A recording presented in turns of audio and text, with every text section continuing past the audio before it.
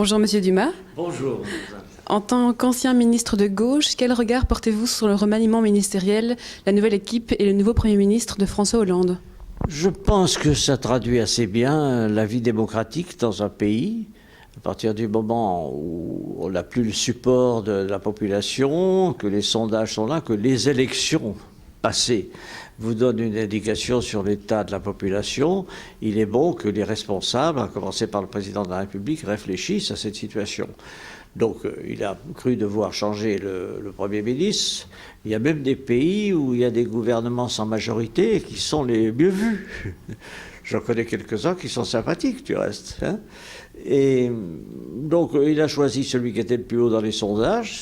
C'est une méthode très simple, mais qui va être couronnée de succès. L'essentiel, dans le cas particulier que vous évoquez, c'est-à-dire celui de la France et du gouvernement qui vient d'être mis en place, c'est pas simplement le changement de gouvernement. C'est de répondre à la préoccupation des Français qui s'est exprimée dans les dernières élections municipales où, comme vous le savez, l'ancienne majorité a été désavouée.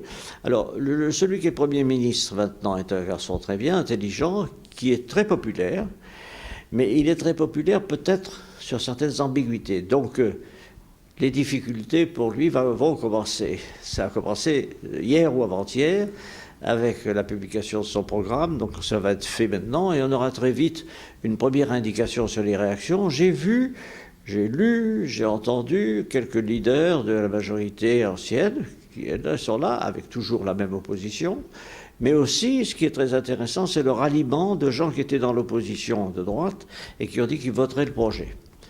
Donc, tout le dispositif est en place, il faut maintenant prendre un peu de patience et puis analyser ce qui va se passer. Vous êtes donc globalement optimiste quant à la nouvelle équipe? Je suis optimiste en disant qu'il y a beaucoup de difficultés. C'est pas la mode au pays. Hein. En disant ça, je ne fais pas une grande révélation. Les observateurs dans tous les pays, y compris en Belgique où je me trouve, l'ont constaté. C'est ce qui vient à l'esprit. N'oublions pas maintenant que nous ne sommes plus comme on était il y a 50 ans ou 100 ans.